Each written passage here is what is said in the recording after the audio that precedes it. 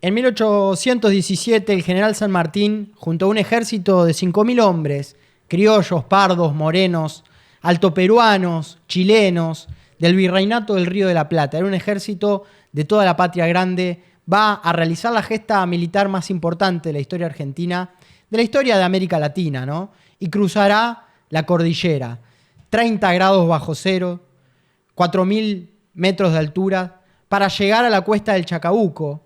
Y no para llegar a la cuesta del Chacabuco a comer un charqui, a tomar unos mates, a descansar, sino a pelear contra el Imperio Español y vencerlo allí en la cuesta del Chacabuco.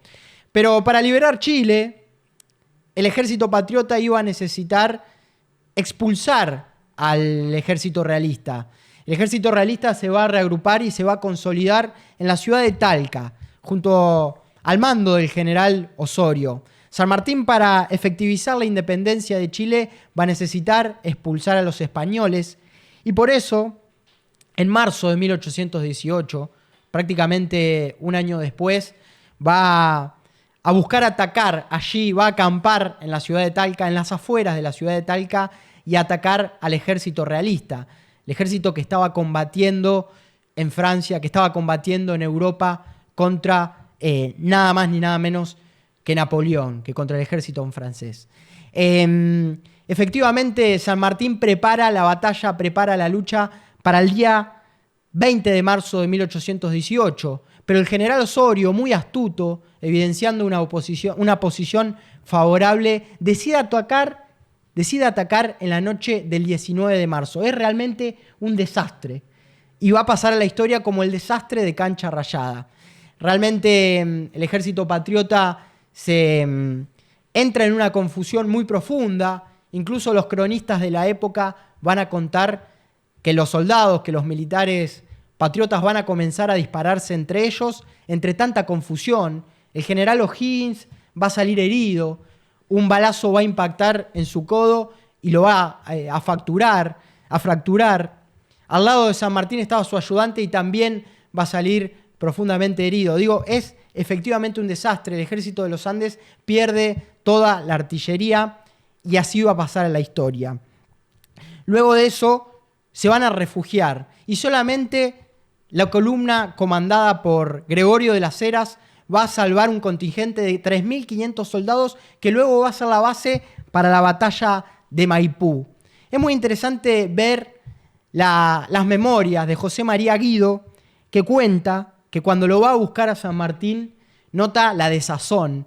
San Martín pronuncia, quizá en las horas más oscuras de toda su carrera militar, una frase que va a quedar para la historia. Me abandonaron hasta mis amigos.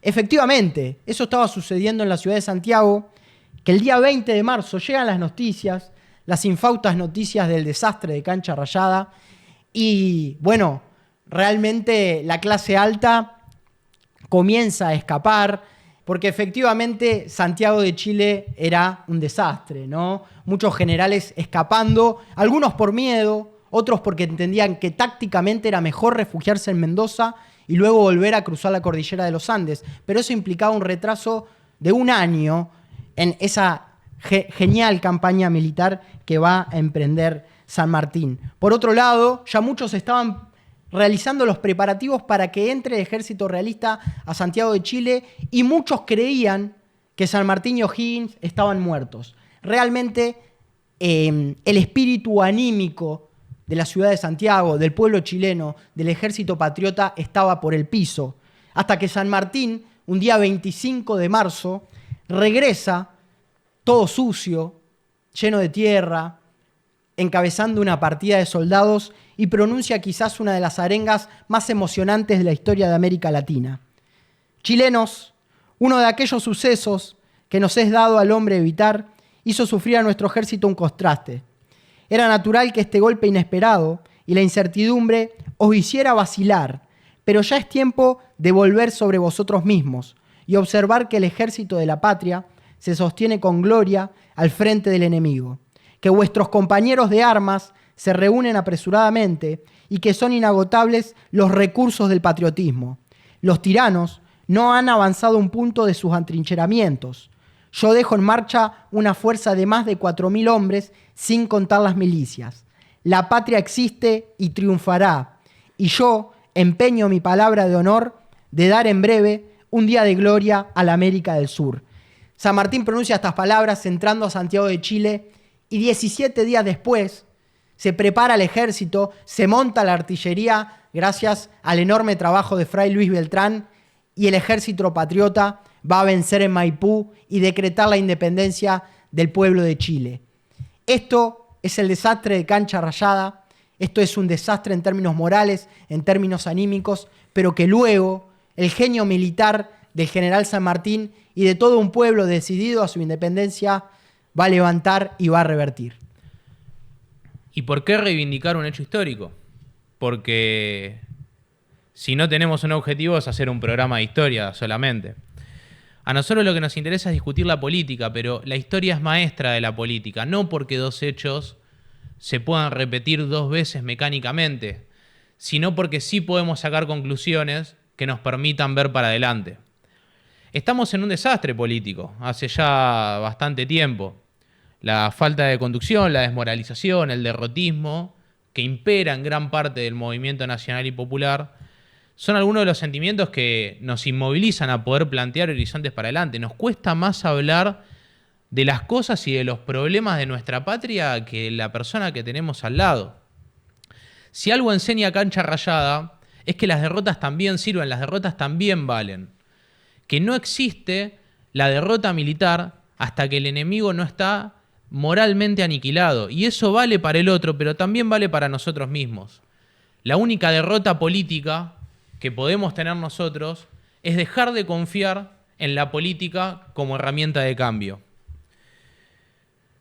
Este programa y nosotros tenemos la decisión firme de poder mostrar que hay una política para adelante, de poder mostrar que hay con qué, de que es la política el terreno donde tenemos que dar la batalla para alcanzar la grandeza de la patria y la felicidad del pueblo. Ahora, cuando a la sociedad le hablamos de política, es el show de la política, es el LAM de la política, es la pelea, es la internita, es la discusión chiquita entre sectores, que además es funcional y se eligen entre ellos como propios enemigos porque es una interna que no existe. Es una interna que se termina dirimiendo entre sectores que al final del día hablan el mismo idioma. El de la plata, el de los cargos, el de los espacios de poder y no el de las soluciones para el pueblo. De ese problema, ¿cómo salimos? Salimos denunciándolo. Decimos, es un problema moral y ético y nosotros somos mejores moralmente. Somos los buenos y ellos son los malos. Eso no vale ni para el peronismo ni el antiperonismo, ni tampoco vale para la discusión interna que tenemos que dar con todos esos sectores de poder que no están discutiendo cuál es el mejor proyecto político para transformar la realidad, sino quién se queda con las cajas necesarias para que todos puedan sostener los niveles de vida a los que se acostumbraron hace poco. De eso no vamos a salir bardeando, de eso vamos a salir demostrando que hay algo superador. De eso vamos a salir demostrando que hay elementos políticos que nos permiten y que nos invitan a creer en que podemos transformar la patria. Tenemos unos compañeros y amigos nuestros de Rosario que dicen que hacen un programa para comprender la época. El objetivo de este programa es poder mostrar la época, es poder mostrar todos aquellos elementos que no están invitados a los canales de televisión, todos aquellos elementos que no elige la clase política para que sean diputados o para que tengan algún cargo, porque saben que tienen las ganas y el compromiso para poder transformar esta patria, que no son comprables, como decía Enver el Kadri, que creen que no todo se compra ni se vende y quieren transformar el mundo. Esto es cancha rayada, no porque estemos o porque creamos en el desastre, sino porque estamos en un desastre y también creemos que vamos a salir. San Martín salió 17 días después nada más. En términos históricos es la nada misma. Nosotros somos jóvenes, hay muchos jóvenes dando vuelta alrededor del país y creemos que la patria existe y vencerá. Así que esto es cancha rayada.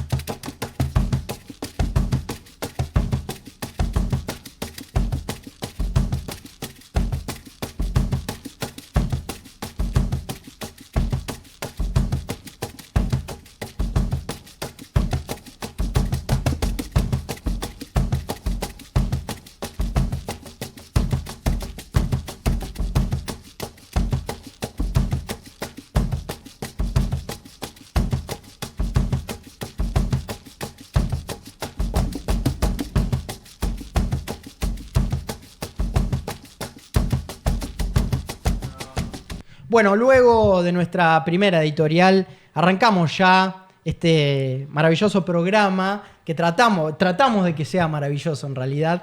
Y tenemos, en realidad sí, a un maravilloso columnista, un amigo, Juan Rattenbach, que es abogado, es docente universitario, profundamente malvinero y además apasionado de la historia, ¿no, Juan? Sí, así es. Bueno, primero gracias por la invitación y felicitaciones por el programa. La verdad me encantó la editorial y la línea. Y bueno, además de malvinero, me considero cuenca del platero, antartiquero, es decir, la idea un poco es charlar la soberanía en todas sus dimensiones.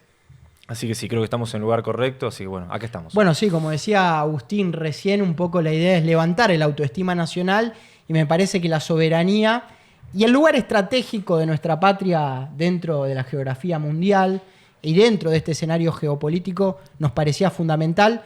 Así que bueno, Juan va a estar una vez por mes charlando de historia, charlando de soberanía.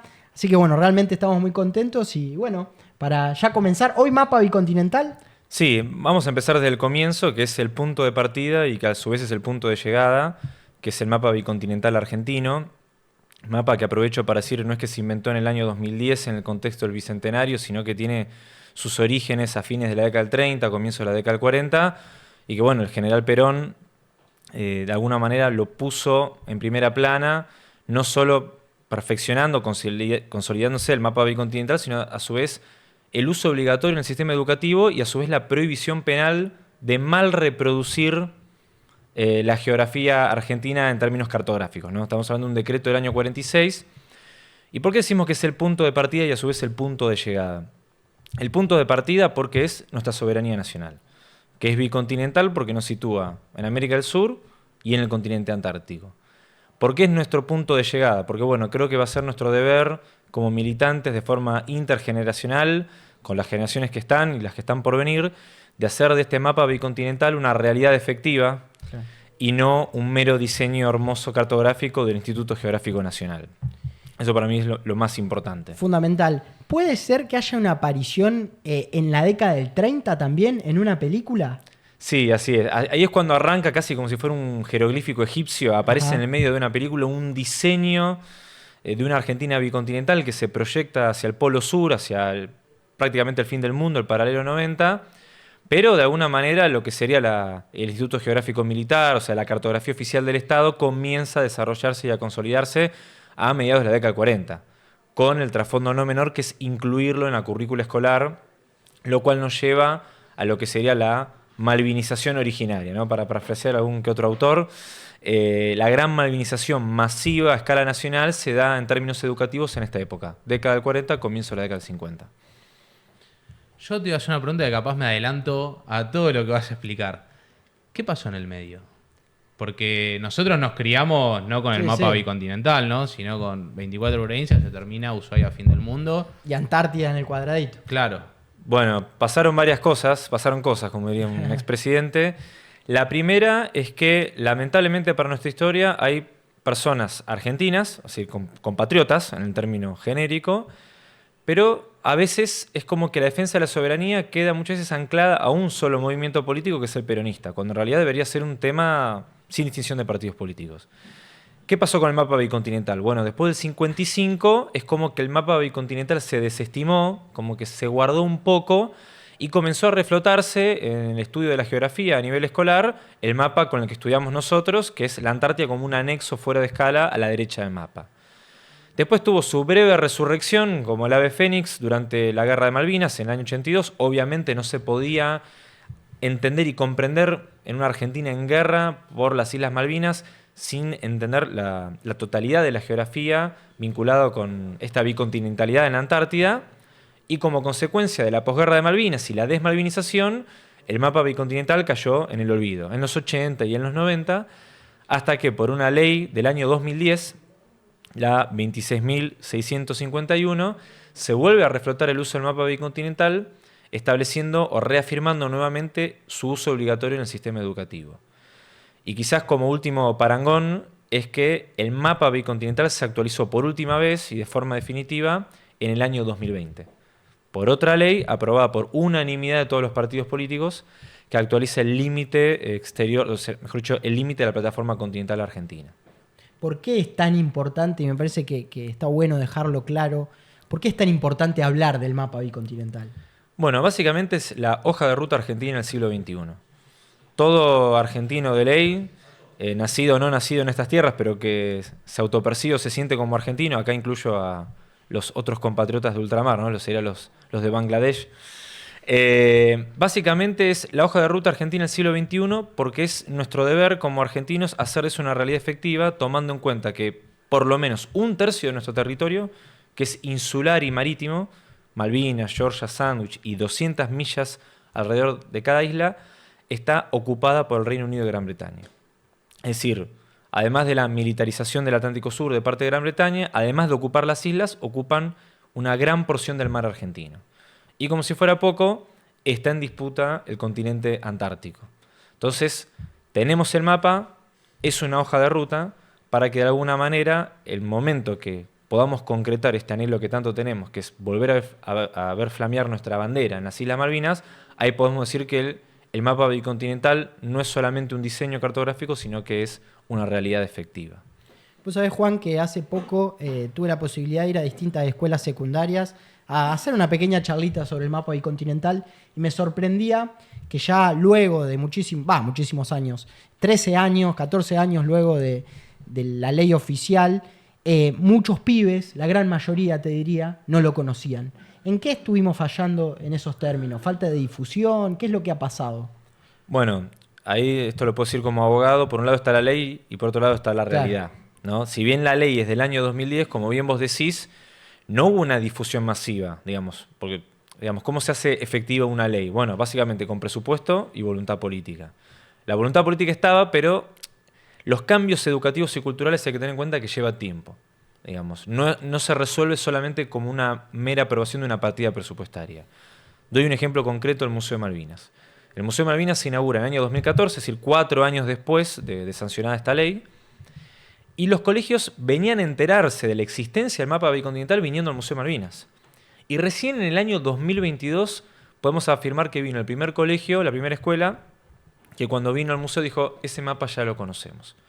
En el medio nosotros tuvimos un avance progresivo, paulatino, primero con el IGN y después de la mano de Cancillería, que lograron imprimir un montón de mapas bicontinentales que se siguen difundiendo hasta el día de hoy. En el medio tuvimos 4 años, ¿no?, del 2015 al 2019, que de alguna manera no se difundió el mapa bicontinental, fueron 4 años en ese sentido perdidos, pero por lo menos entre la voluntad del IGN y los distintos ministerios de educación a nivel provincial, esta difusión sigue avanzando. Y hay que mencionar, dato no menor, que los veteranos de Malvinas hicieron del mapa como algo propio, obviamente porque en el medio están las islas, que defendieron en el año 82, y hoy los veteranos son también grandes difusores de este mapa. Bien.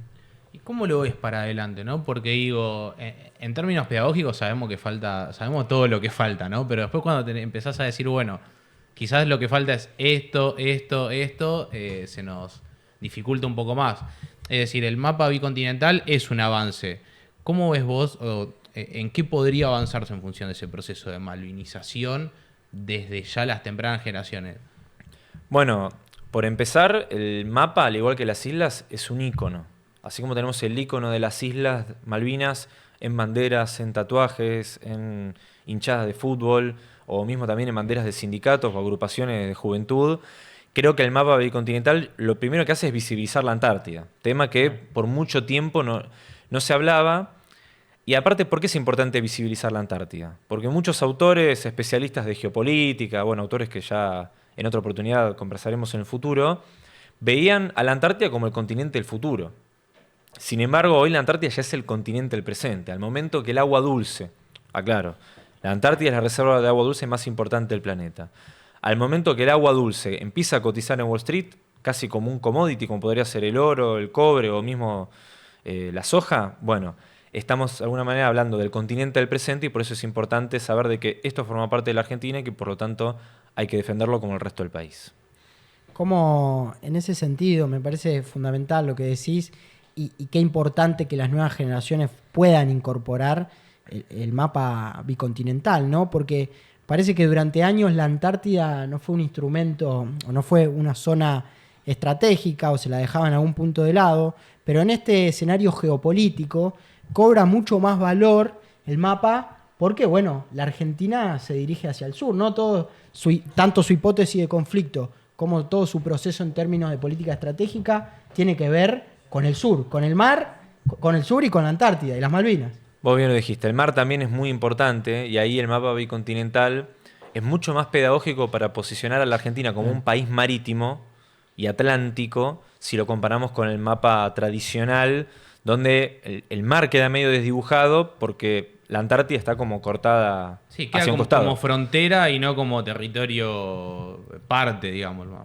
Claro, por eso. Entonces, digo, son las dos cosas.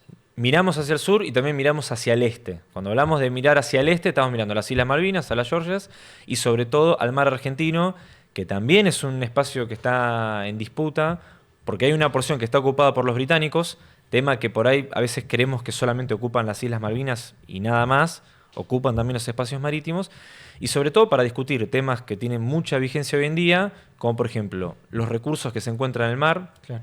principalmente la pesca, que es proteína animal, insumo fundamental para el ser humano vivir, y a su vez otro tema que ya ha generado muchos debates, que tiene que ver con la posibilidad que tiene la Argentina de exploración o explotación de recursos hidrocarburíferos de petróleo offshore.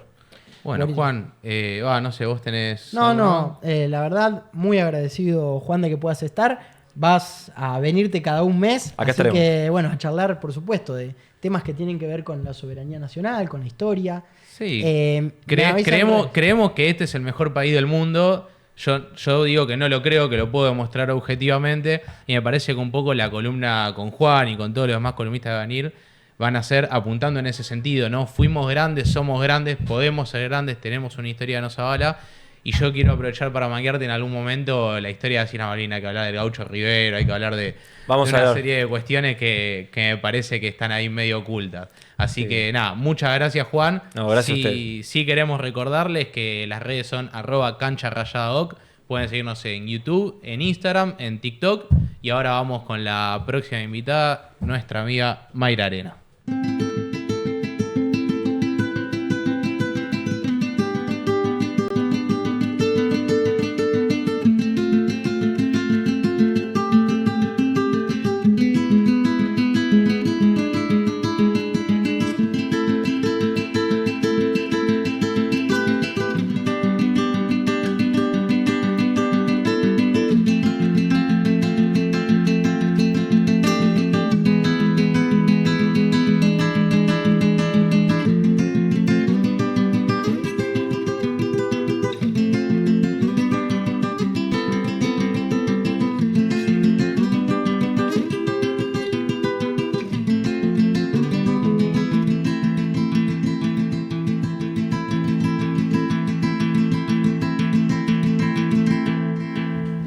Bueno, y estamos acá, como ya había dicho anteriormente, con compañera, amiga, militante peronista, Mayra Arena. ¿Cómo estás, Mayra? ¿Cómo les va? Muy buenas tardes acá, pasando la mejor semana de mi vida, se imaginarán. Tuviste una semanita complicada. Fue una semanita intensa. Mi primera denuncia penal, al menos en el terreno político, las personales no se cuentan. Así que nada, muy, muy impactada por ese movimiento. Obviamente tengo la ventaja de venir de la marginalidad, por lo cual no hay esas cosas de la clase media que la clase media sí tiene en juego y que puede empezar a perder. Es decir, me parece que venir de donde vengo yo y tener la vida que tengo yo te da un poquito más de impunidad en el sentido de no tengo nada para perder, boludo. Entonces, ahí en ese sentido un poquito más tranquila. Bueno, Tranqui, así que... Y supongo que tu defensa va a estar en buenas manos, así que... No, Dios dirá, pero no, muy tranquila, aparte no hay delito alguno. Sí tuve esto de estar en boca de todo el mundo, obviamente las agresiones, ¿viste? Y que te peguen. bueno, pero los peronistas estamos acostumbrados. Pero estamos muy curtidos y hasta ahora, mi peor scratch, tuve varios yo en todos estos años, el peor sigue siendo el de 2021. Así que todavía no igualó en violencia, no igualó en intensidad, así que el peor sigue siendo ese. Sí, igual me parece que siempre los scratch van a la gente que dice cosas, ¿no? Y me parece que eso es un valor. Sí. Si uno habla, se la tiene que bancar. Sí. Si a uno le gusta decir cosas, se la tiene que bancar. Así que no vamos a andar acá llorando tampoco, ¿viste? Este es el primero de muchos programas que tiene como objetivo empezar a pensar, ¿no? Entre nosotros un poco, no solamente pensar la realidad, sino que mostrar que existe una realidad alternativa al show de la política que vemos entre Twitter. Ahora llegó a la política también. Digo, y hace por rato, eso... yo creo que Milei, cuando empieza a entrar, recordemos que los programas que le daban cabida a Milei eran sin codificar. Claro, es decir, polémica en el bar, sí. Milei era un economista, pero a ver, los economistas no iban a esos programas. Los economistas, ponele que iban a Dos Voces, o los economistas... Sí, en general son serios los economistas. Claro, y están serios. aceptados, o aceptan ellos también una hegemonía cultural de no nos berretizamos, ¿no? Cuando Milei entra por sin codificar y por esos programas y empieza a politizar o hablarles de economía a aquellos que no miran a Dos Voces, que no miran la columna de Pañi los lunes religiosamente, me parece que ahí entraron balas que nosotros teníamos descuidadas, porque por lo que me parece interesante pensar por qué en los últimos años, y sobre todo en los últimos años de gestión, fuimos tan liberales en lo cultural. Y en un programa de estas características como las que te planteo, primera pregunta, ¿por qué crees que estás acá? ¿Por qué crees que te invitamos? Bueno, hay algo personal, nos llevamos muy bien políticamente. Yo tengo una obnubilación con ustedes, con Garelo. La primera vez que lo escuché hablar de política quedé fascinada. Me enamoro de los que se enamoran de las mismas cosas que yo, que es este país, es decir, no tengo lugar para otra cosa, pero también creo que si algo aporté en estos años en los medios, casi sin redes sociales y sin ninguna palanca, ni ningún apellido, ni nada que me diera un poquito de lugar, es que cuando digo algo es personal, pensado, observado, y nunca tomado de otros. Es decir, trato de no repetir a otros. Miro la sociedad, me gusta mirar la relación de la sociedad con el mercado, con el trabajo, con el transporte, con el laburo, con el Estado, y casi siempre la vengo viendo muy distinto que nuestra dirigencia. Es decir, soy peronista, jamás me fui del peronismo, jamás voté otra cosa que no sea peronista, pero... lo que me viene pasando hace rato es que mi dirigencia no se parece a mí en nada. Entonces, creo que hay muchos peronistas que se parecen a mí o que piensan como yo, y por eso sigo teniendo por ahí un poquito de voz en los medios, pese a que el peronismo hegemónico no piense para nada como yo y no quiera saber nada conmigo. Sí, yo he notado las veces que viajé con vos que sos muy observadora, con cosas hasta... por ahí muy pequeña que al menos muy random, no observo, muy me gusta random. eso, pero muy también digo que lo conversábamos también recién, uno nota que al dirigente peronista tradicional, o al menos del último tiempo, le falta calle en algún punto, ¿no? Sí, expresión un poco quemada, pero en el sentido peronista de estar al ras de la población. Creo que copiamos, a veces hablo en primera persona, aunque yo no lo haya hecho porque como soy peronista me hago cargo del problema, pero creo que el peronismo copió lo peor del PRO, que es enterarse de cómo está la cosa a través de los focus group o de las encuestas, que eso no era de la dirigencia. Lo que para mí caracterizaba la dirigencia peronista era que se parecía mucho al pueblo. Se parecía tanto que para las oligarquías y las clases medias excluyentes era medio horroroso. Fíjate que hoy en el mileísmo hay más gente así, más parecida a los márgenes, y nosotros nos hemos ido quedando con solo los universitarios. Sí, en sus virtudes y en sus defectos. Exacto, que son, y los universitarios que son una parte importantísima del movimiento, pero que no está completa si no es siempre con el brazo obrero a la par, no por debajo, ¿sí? No te enseño lo que son tus problemas. Y me preocupa esto de, bueno, las encuestas dicen que la gente va para este lado, porque además, yo que laburo de consultoría, te puedo decir que el mundo de la consultoría está lleno de criminales. O sea, pero más lleno de criminales que cualquier villa, ¿entendés? Sí, y que no son solo números, sino que hay algunas cuestiones elementales. Nosotros lo hemos hablado la otra vez personalmente, como la clase medio no se define en la zapatilla. Digo, esas cosas que tienen que ver con la calle, pero no la calle en el sentido de ser el más pillo, ser el que más se la aguanta, sino justamente ser el que sabe evitar batallas, ser el que sabe caminar. Tener ojo de con qué cosas... ¿Cuál es el problema de las encuestas? ¿Cómo ves la realidad? Es que las encuestas para mí sirven para ver qué dice la gente, pero siempre tenés que tener en cuenta que la gente miente un montón. Entonces, hay cosas en las que tiene sentido. Yo hago mucho focus y muchas entrevistas en domicilio y en comercio. Es decir, nos movemos nosotros porque lo que vos tenés en los anaqueles de tu comercio no me miente. A ver, si yo te veo que las cajas de tampones tienen tierra, que no las vendés hace meses, bueno, ahí estoy viendo algo. Si yo te veo que ciertas marcas de yerba ya no las vendés, si veo que ya te quedaste con solo 2 marcas, si veo que el imperio Ledesma del azúcar, que a todo el mundo le gustaba, que todo el mundo la elegía porque confiaba, porque era blanquita, porque se disolvía, bueno, y perdió ese terreno y no es que lo perdió por una segunda marca, lo está perdiendo con una tercera marca. ¿Viste esas marcas que vos las leés y vos decís, che, ¿no se les ocurrió un nombre mejor? Hasta a mí se me ocurre un nombre mejor, pero en realidad hay toda una estrategia ahí de que ciertos nombres ayudan al impulso de compra porque te das cuenta que la vas a poder pagar sí o sí. Bueno, todo ese mundillo, mirarlo, obviamente lo que es capacidad de consumo nos ayuda a ver cómo está el bolsillo de la gente en términos reales y también hablar, porque hoy una chica de José Cepaz me dice, me vinieron 100.000 pesos de luz y cargo la sube casi todos los días con 2.000 pesos. O sea, ahí ya estamos hablando de un costo de vida de 40.000 pesos mensuales en transporte, 100.000 de luz y agregale el alquiler o los otros servicios y el internet. Arrancás todos los meses en menos 400 en un país donde el salario está alrededor de los 250, el salario promedio en esos barrios. Entonces me parece que se va a agudizar el endeudamiento, se van a agudizar las depresiones y además empieza a haber estos rompimientos o estas fracturas que no son del orden económico, que son las obvias, sino del orden social, personal y hasta de salud.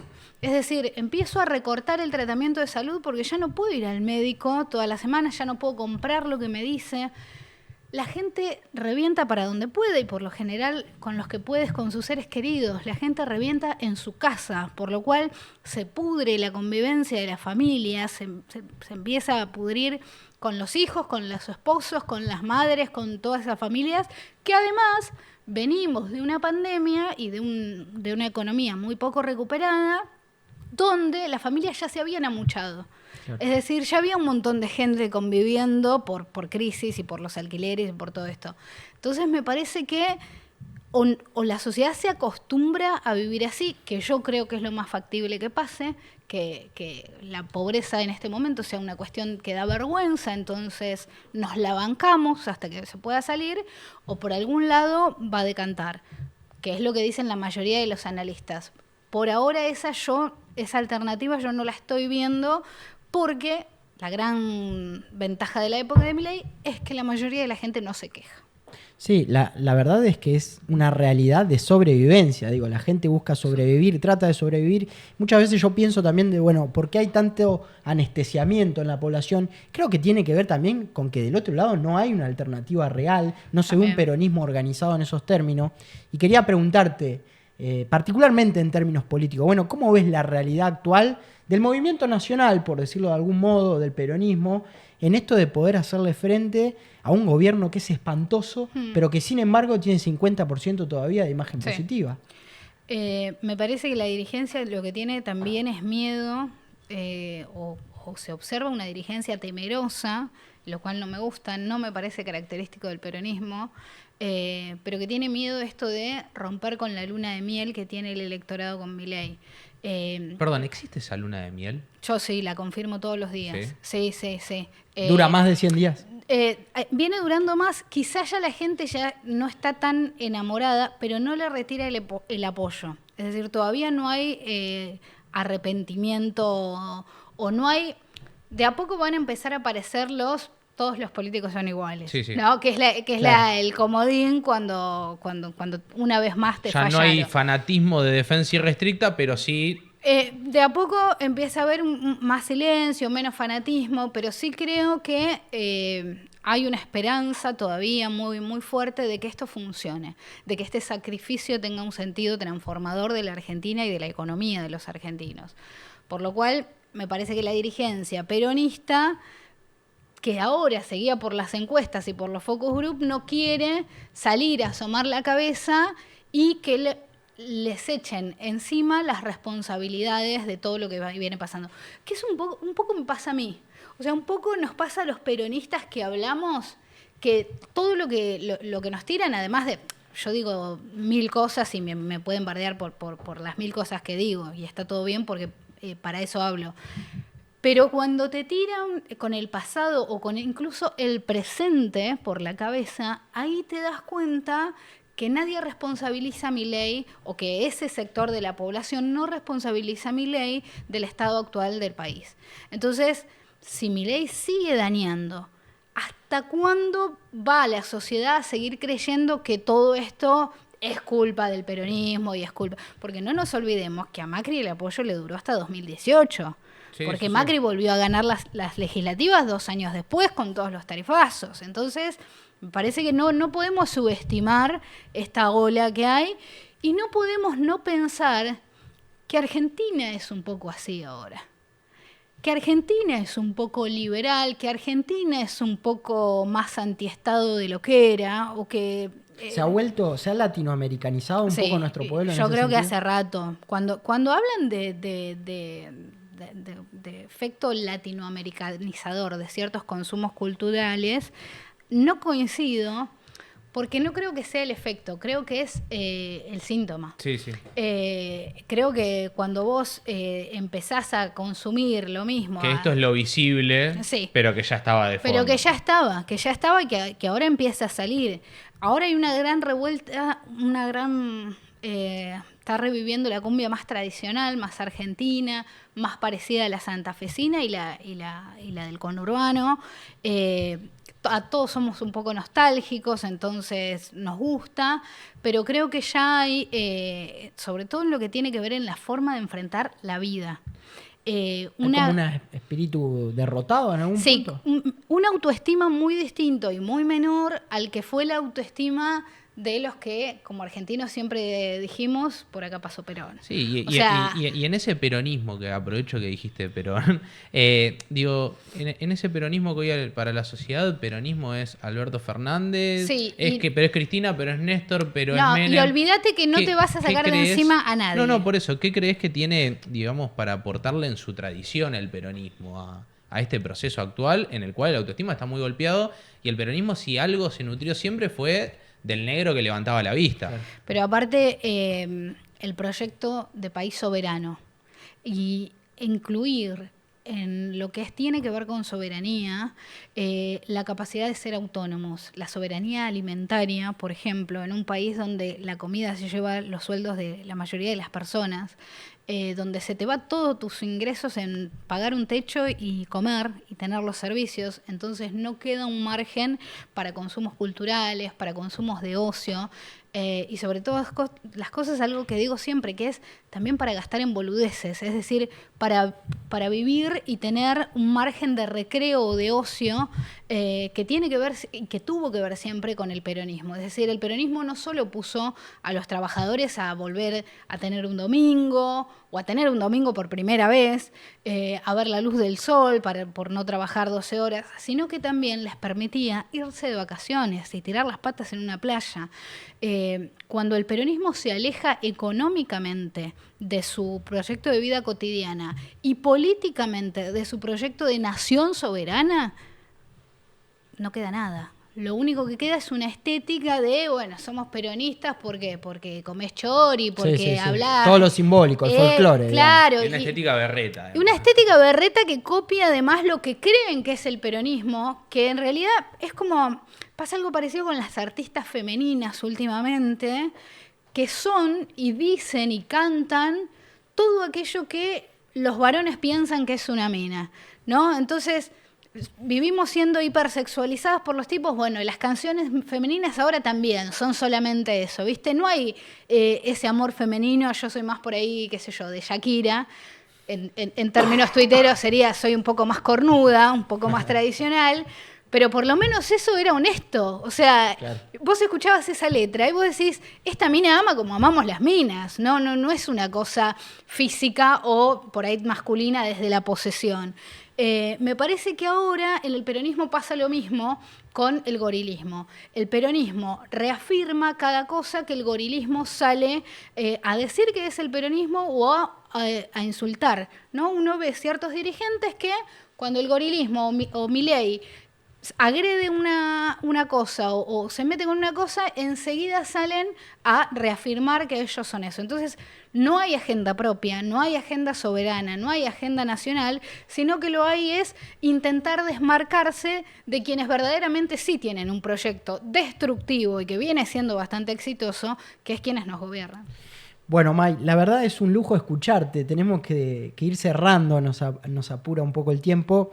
Pero bueno, obviamente la vamos a seguir acá fuera de cámara, vamos a seguir conversando y seguro, obvio que estás invitado para próximas veces. Me encantaría venir con más tiempo y pido disculpas porque fui yo la que llegó un poquito tarde, pero bueno, es un honor hablar con ustedes. Sí me gustaría, si puedo hacer... permitirme un lujo como invitada, que hablen ustedes también. No sé si solo van a hacer entrevistas, pero me parece muy valioso que ustedes tengan sus editoriales, sus columnas, porque los conozco a los dos y me parece que los dos tienen mucho para aportar al movimiento. Bueno, May, muchísimas gracias y recordamos a la gente seguirnos en redes sociales, Cancha Rayada OK, tanto en Instagram como en TikTok. Gracias, Agustín, y nos vemos la próxima. Nos vemos la próxima.